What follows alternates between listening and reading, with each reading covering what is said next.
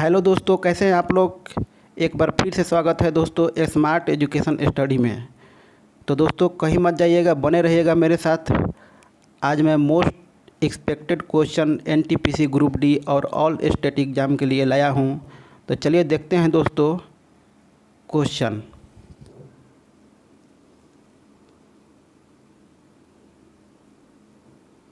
Question number first है,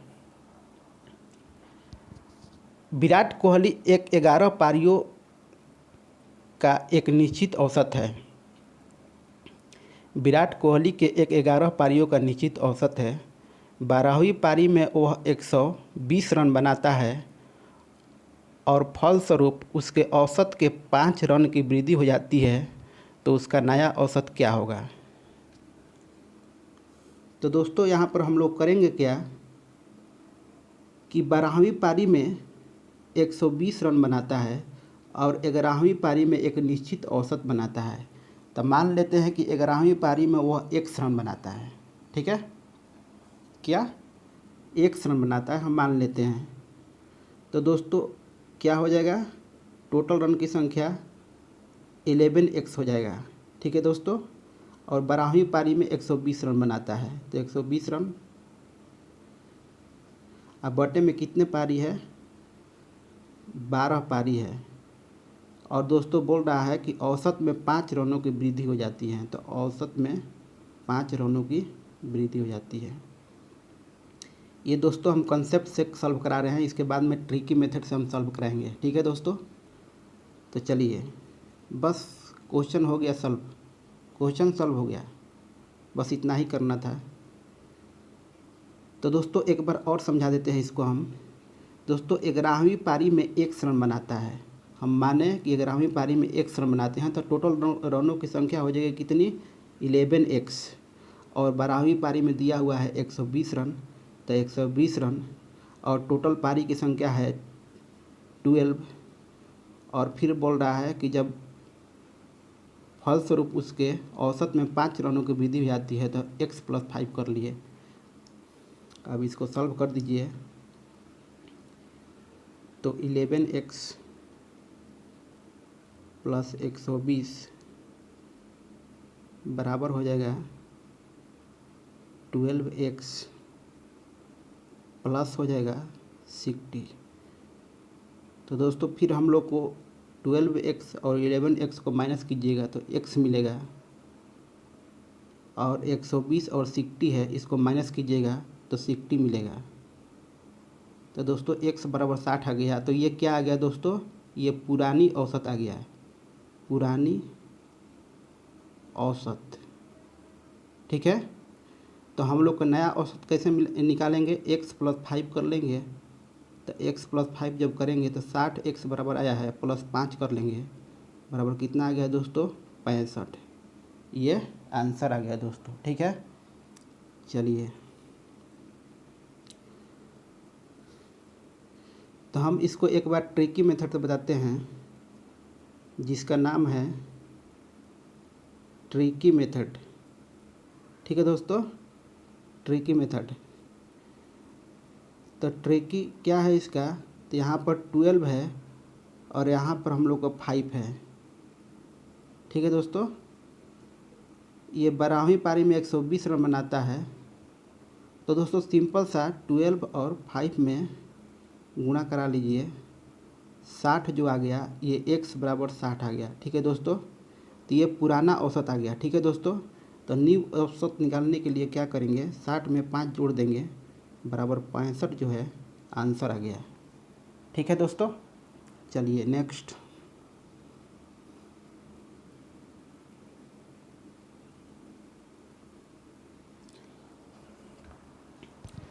next है, 11 परिणामों का औसत 50 है। यदि पहले 6 परिणाम का औसत 49 है और अंतिम 6 परिणाम का औसत 52 है, तो छठा परिणाम बताएं।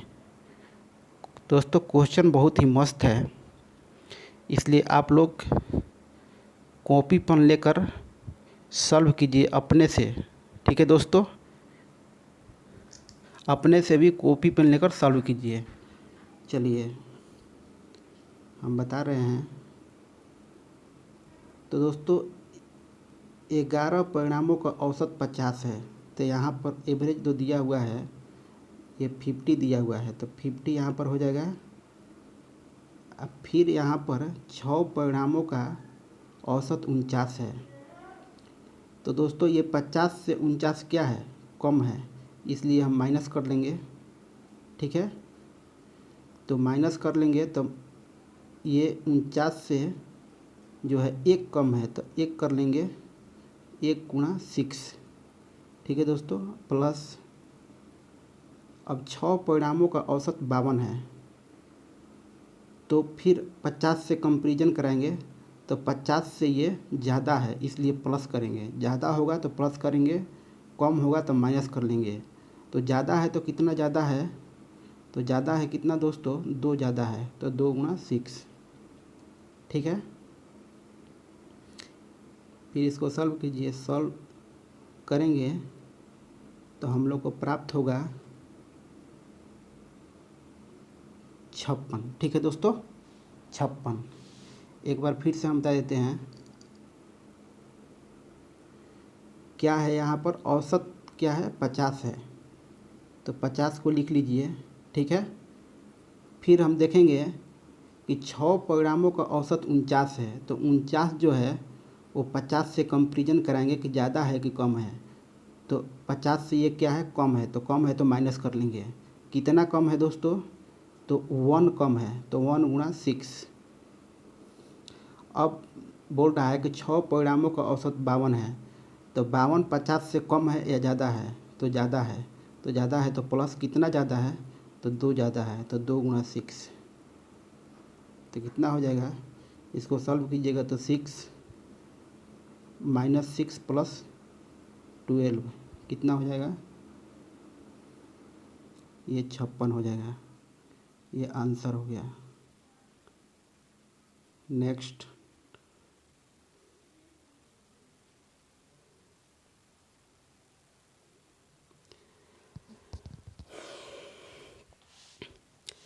नेक्स्ट है, एक विद्यार्थी 37% अंक लाता है तथा 72 अंक से फेल हो जाता है। यदि वह 53% अंक लाता है और वह 24 अंकों से पास हो जाता है तो उत्तीर्ण अंक ज्ञात करें। तो हम लोग को यहाँ पर एक विद्यार्थी 37% अंक लाता है और यहाँ पर 53% अंक लाता है। तो पहले आप कीजिए क्या कि 53 में 37 को माइनस कर लीजिए। जब माइनस कीजिएगा तो बचेगा यहाँ पर कितना, 16, तो ये 16%। ठीक है दोस्तों, तो 16% बराबर कितना होगा, तो यहाँ पर 72 अंक से फेल हो रहा है और 24 अंक से पास हो रहा है। तो जब पास और फेल का बात हो रहा है तो दोनों नंबर आपस में जुड़ेंगे, तो 72 और 24 को जब हम लोग जोड़ेंगे तो ये क्या हो जाएगा, 4 2 6 और 7 2 9। तो 16% बराबर 96 मिल गया। 16% बराबर 96, तो 1% बराबर 16 छक 96, 6 हो गया। ठीक है दोस्तों, ये हम लोग को मिल गया। अब क्या बोला जा रहा है कि उत्तीर्ण अंक ज्ञात कीजिए। तो उत्तीर्ण अंक ज्ञात करने के लिए हम क्या देखेंगे कि 37 अंक लाता है और 72 अंक से फेल हो जाता है। तो दोस्तों 1% बराबर 6, तो 37%। तो दोस्तों 37% निकालने के लिए 6 से मल्टीप्लाई करेंगे तो 7 छक 42, 2 हो जाएगा और 36 18 4 22, 222 अंक ये आ गया। और 72 अंकों से फेल हो जाता है तो ये अंक जुड़ेगा 222 में। तो 222 में जब हम 72 जोड़ेंगे तो ये क्या आ जाएगा, 4, ये 9 और ये 2। तो यही दोस्तों आंसर हो जाएगा, 294 अंक लाता है। इसको हम और विस्तृत से बता रहे हैं। इसमें लगभग 3 क्वेश्चन बनता है दोस्तों। यहाँ पर यह भी पूछ सकता है कि इसके टोटल अंकों की संख्या बताएं, या यहाँ पर यह भी पूछ सकता है कि यहाँ पर उत्तीर्ण प्रतिशत बताएं। थोड़ा सा पानी पी लेते हैं दोस्तों।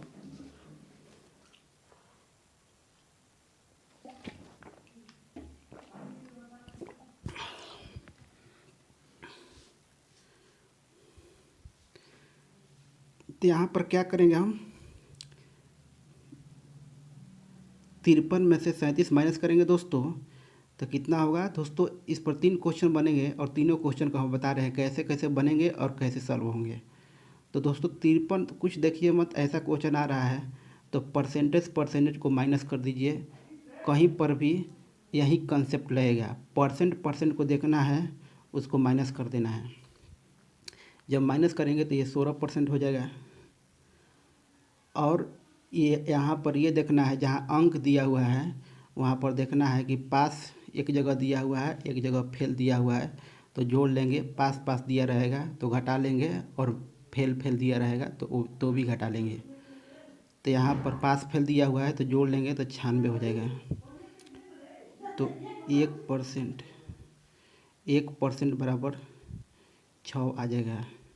तो यहाँ पर अब 3 क्वेश्चन पूछ लेता है। यहाँ पर क्या पूछ लेता है सर्वप्रथम कि टोटल अंकों की संख्या कितना होगा।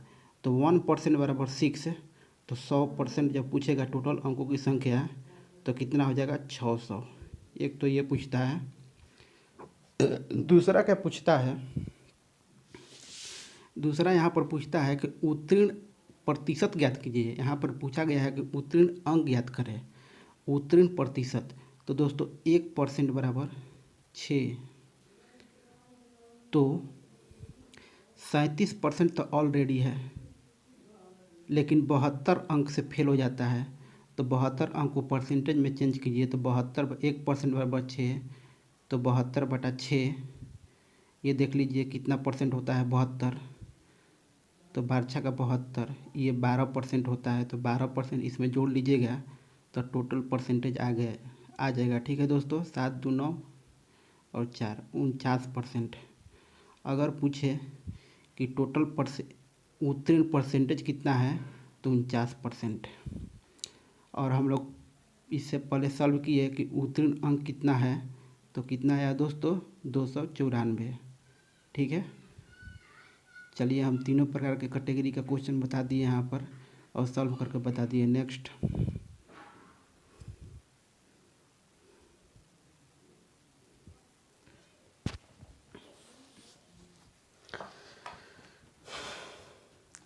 दोस्तों नेक्स्ट है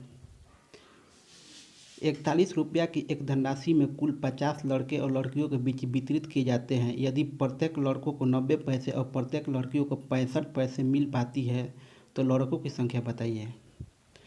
दोस्तों क्वेश्चन को एक बार पढ़िए और फिर सॉल्व कीजिए। इसके बाद थोड़ा मैं क्वेश्चन को छोटा कर लेता हूँ।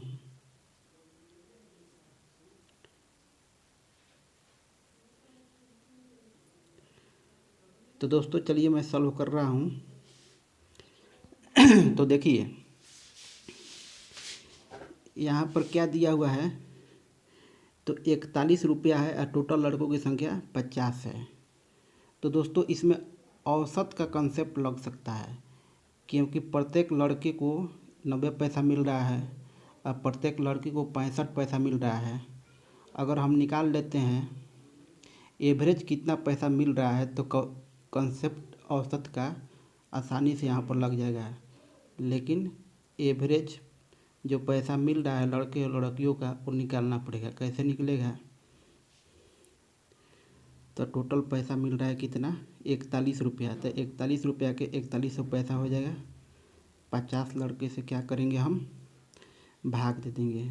तो कितना हो जाएगा 5 × 8 = 40 और 5 दूनी 10, 82 पैसा एवरेज मिल रहा है। अब देखिए यहाँ पर बॉय हो गया, यहाँ पर गर्ल हो गया। बॉय को कितना मिल रहा है तो 90 पैसा और गर्ल को कितना मिल रहा है 65 पैसा और टोटल एवरेज कितना मिल रहा है 82। यहाँ पर घटाएंगे, 12 में 5 गया, यहाँ पर 7 बचा और 1 17 और यहाँ पर कितना हो गया 8।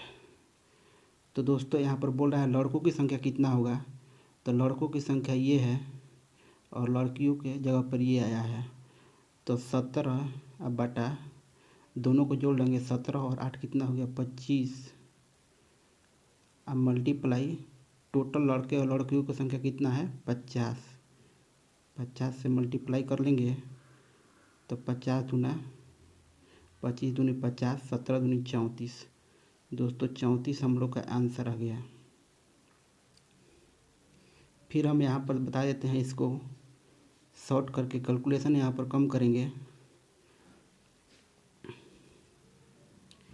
क्या हो जाएगा 4100, ये पैसा में बदल लिए, 50 से भाग कर देंगे, जब ये कटेगा तो 82 पैसा आ जाएगा। लड़कों को मिल रहा है 90 पैसा और लड़कियों को मिल रहा है 65 पैसा।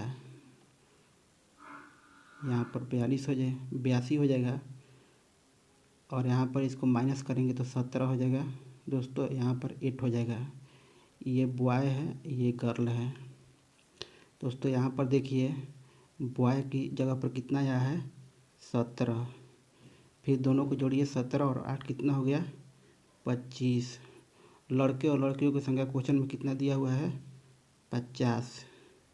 फिर इसको जब सॉल्व कीजिएगा तो 25 दूनी 50 हो गया, 17 दूना 34 हो गया आंसर। आगे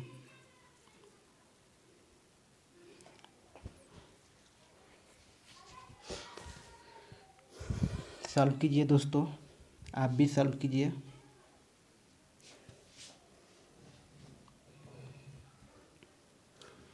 तो दोस्तों क्वेश्चन को एक बार पढ़िए। एक आदमी अपने आय का 60% खर्च करता है। अगर उसका आय 25% बढ़ जाए और उसकी खर्च 15% बढ़ जाए तो उसकी बचत में कितने % के बदलाव होगा। क्या बोल रहा है क्वेश्चन कि एक आदमी को अपने आय का 60% का खर्च करता है। तो दोस्तों यहाँ पर किसी भी व्यक्ति का आय होता है 100%, वो चाहे कितना भी कमाता हो लेकिन उसका आय अपने आप का 100% होता है और उसी में से खर्च करता है और उसी में से बचाता है। तो दोस्तों 100% जब उसका आय होगा 100% में जब 60% खर्च करेगा तो बचाएगा कितना 40%। 40% जब बचाएगा तो बोल रहा है यहाँ पर कट कर लीजिए 0 तो कितना आ जाएगा 10 6 + 4 आ जाएगा। फिर कट कर लीजिए, कितना आ जाएगा कट कीजिएगा तो 5, फिर 3 और फिर कितना आ जाएगा 2। अब बोल रहा है कि आय में 60% बढ़ जाता है, तो आय में 60% बढ़ जाता है। फिर बोल रहा है कि 25% खर्च में आय में 25% बढ़ जाता है। एक सेकंड दोस्तों, यहाँ पर बोल रहा है कि उसके खर्च में 50% बढ़ जाता है और आय में 25%। तो आय में यहाँ पर 25% बढ़ता है, 25% और इसके खर्च में 15% बढ़ता है। तो क्या करेंगे हम लोग, तो 25 और 5 से मल्टीप्लाई करेंगे, कितना हो जाएगा 125 हो जाएगा, बराबर हो जाएगा 45, 15 थी 45, बराबर कितना हो जाएगा, यहाँ पर मान लीजिए क्या आया है 2x। ठीक है दोस्तों, बराबर 2x।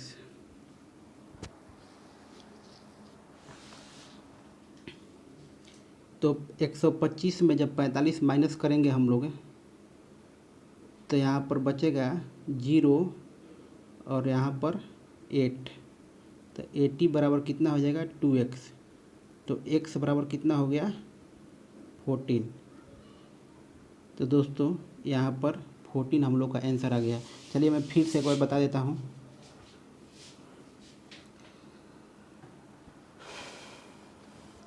इसमें कुछ करना नहीं है दोस्तों, बस इतना ही करना है। क्या करना है, किसी भी व्यक्ति की आय जो होता है 100% होता है।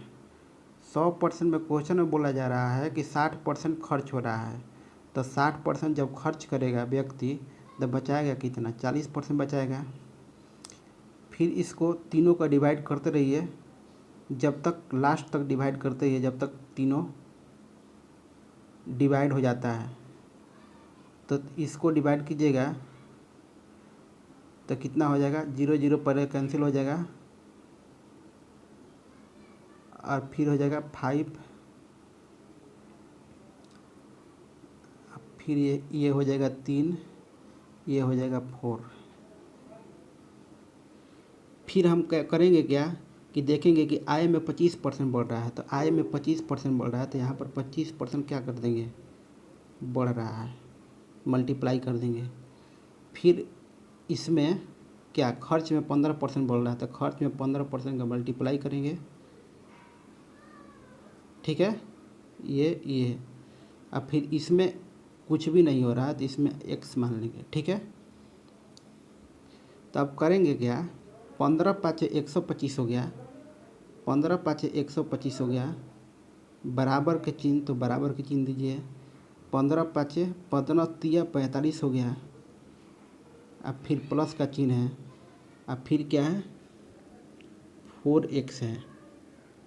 ठीक है दोस्तों, यहाँ पर 2 हो जाएगा दोस्तों, 2 होगा। 4 को फिर मल्टीप्लाई कीजिएगा तो 2 होगा। ठीक है, यहाँ पर देख लीजिएगा 2 होगा, यहाँ पर 5 होगा, यहाँ पर 3 होगा, यहाँ पर 2 होगा, यहाँ पर 2x हो गया। 125 में से 45 माइनस कर जब हम करेंगे तो बचेगा कितना, कितना बचेगा, तो 80 बचेगा। 2x बराबर 80, तो x बराबर कितना हो जाएगा, 40।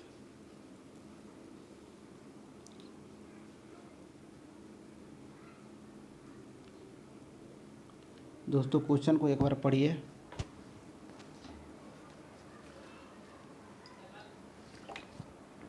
और सॉल्व कीजिए।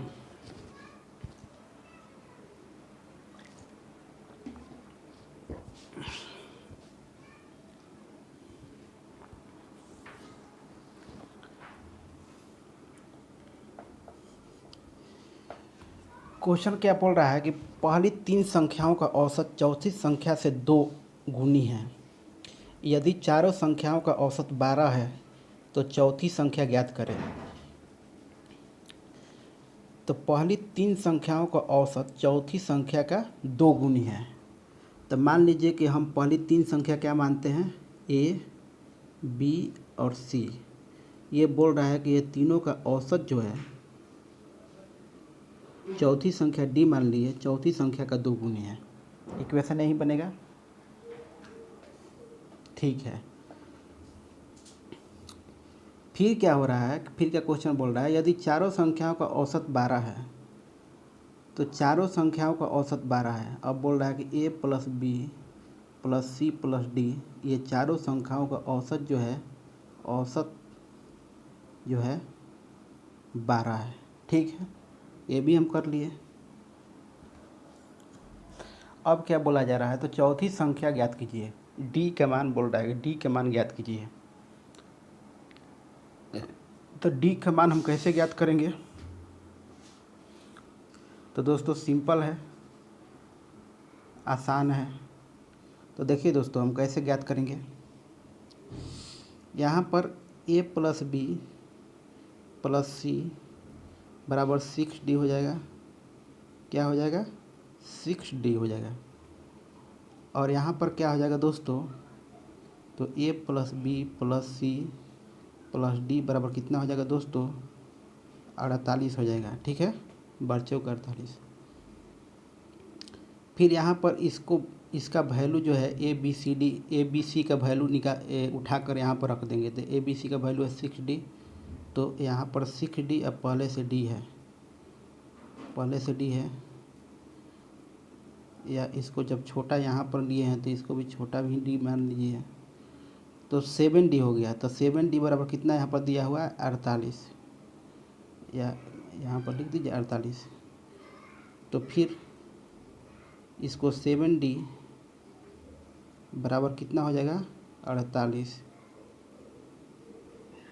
तो फिर D बराबर कितना हो जाएगा 48/7, यही आंसर हो गया। ठीक है, आगे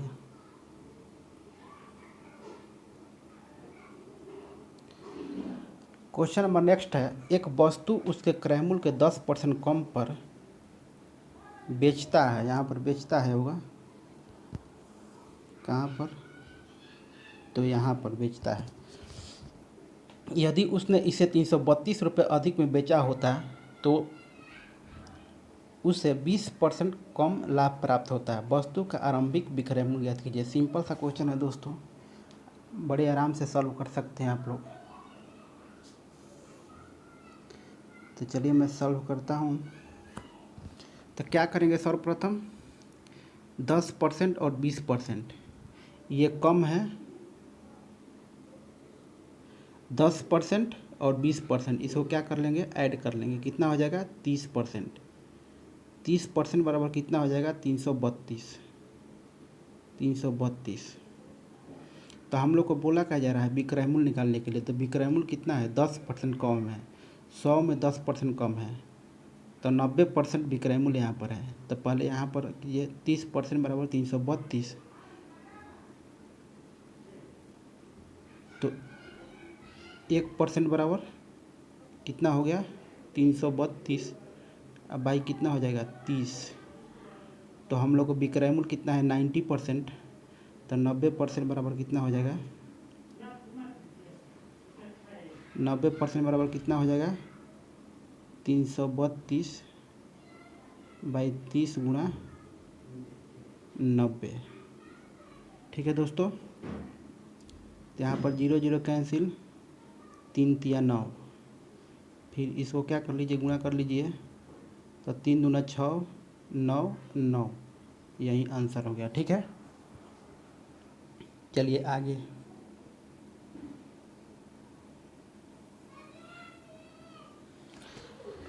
आगे है एक भाजक के भाजक भागफल के 10 गुना है। एक भाजक के प्रश्न में यहाँ पर क्या होगा, एक भाजक के प्रश्न में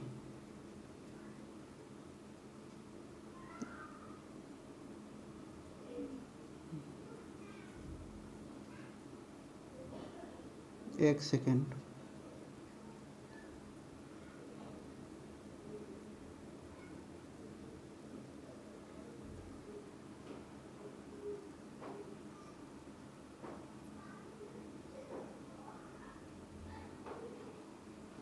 क्या दिया हुआ है, एक भाजक के प्रश्न में, यहाँ पर भाजक के प्रश्न में भाजक भागफल के 10 गुना है और शेष का 5 गुना है। यदि शेष 46 है तो भाज्य क्या होगा।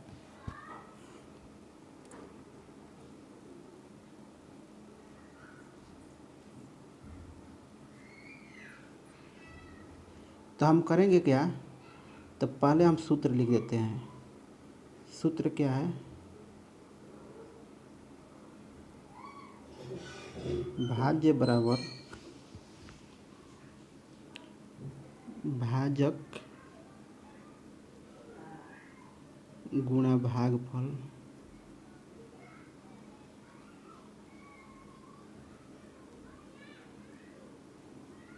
प्लस शेष। यही होता है ना, हाँ यही होता है। अब क्या करेंगे कि बोल रहा है कि शेषफल 46 है, तो शेष 46 है। फिर क्या बोला जा रहा है कि भाजक भागफल के 10 गुना है। तो इसको हम लोग बाद में करेंगे। स्टूडेंट क्या गलती करते हैं, यही गलती करते हैं कि इसको पहले करते हैं, जिसके चलते क्वेश्चन सॉल्व नहीं होती है। पहले इसको करनी है कि भाजक जो है भागफल के 10 गुनी है और शेषफल के 5 गुनी है। तो भाजक को शेषफल का 5 गुनी है, भाजक जो है शेषफल का 5 गुनी है, पहले इसको करना है। तो शेषफल का 5 गुनी है, शेषफल 46 है तो इसका 5 गुनी करेंगे तो कितना हो जाएगा, 5 छक्का 30 और 5 को 20 3 23 230 हो जाएगा। ठीक है दोस्तों, गुणा। अब करेंगे इसको भाजक भागफल के 10 गुना है, तो भाजक है जो है भागफल के 10 गुना है, तो 10 से जब इसमें हम भाग करेंगे तो कितना आ जाएगा 23, तो 23 230 प्लस 23 प्लस 46, तो 23 का क्या करेंगे, जब वर्ग देखेंगे हम लोग को वर्ग जानते हैं, 23 का वर्ग कितना होता है 529,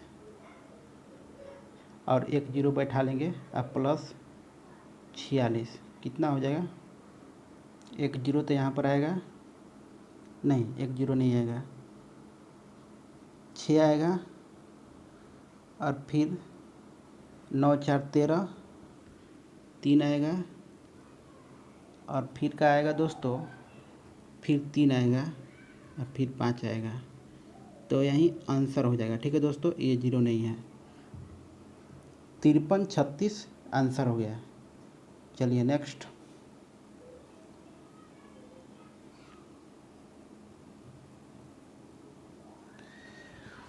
हाँ तो दोस्तों देखें 6 नंबर क्या है, 6 नंबर नहीं दोस्तों, क्वेश्चन का नंबर तो दिया हुआ नहीं है, करीब 8 या 9 चल रहा होगा क्वेश्चन नंबर।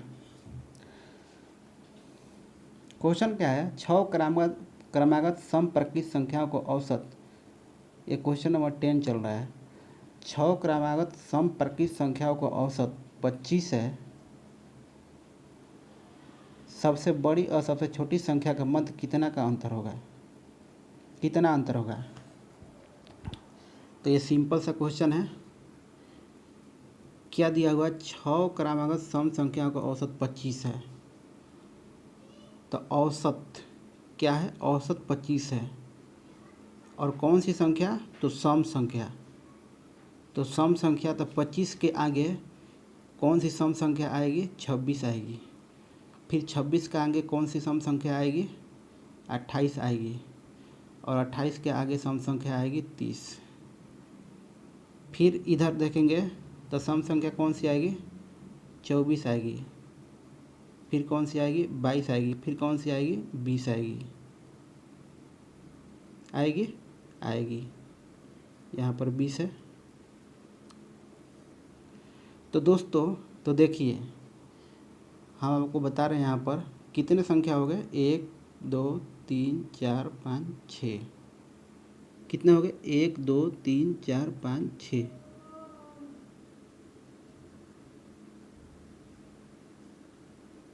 ठीक है दोस्तों, 25 को यहाँ पर काउंटिंग नहीं करेंगे, क्यों नहीं करेंगे, कि 25 सम संख्या नहीं है, तो कितने संख्या हम लोग को हो गए, 3 इधर और 3 इधर, 6 संख्या का बात किया जा रहा था। इसके माध्य से दोस्तों क्या होता है, बीच वाला होता है, तो इसका जो औसत है वो 25 है। तो अब क्या बोला जा रहा है, सबसे छोटी संख्या सबसे बड़ी संख्या के मध्य का अंतर क्या होता है, सबसे छोटी संख्या क्या हो गया 20 और सबसे बड़ी संख्या क्या हो गया 30, तो 30 में से 20 माइनस कर लेंगे तो कितना बचेगा 10, यही आंसर हो गया। ठीक है दोस्तों, चलिए क्लास ख़त्म हुआ दोस्तों, अगर वीडियो अच्छे लगे तो ज़रूर लाइक कीजिएगा। जय हिंद, जय भारत, वंदे मातरम।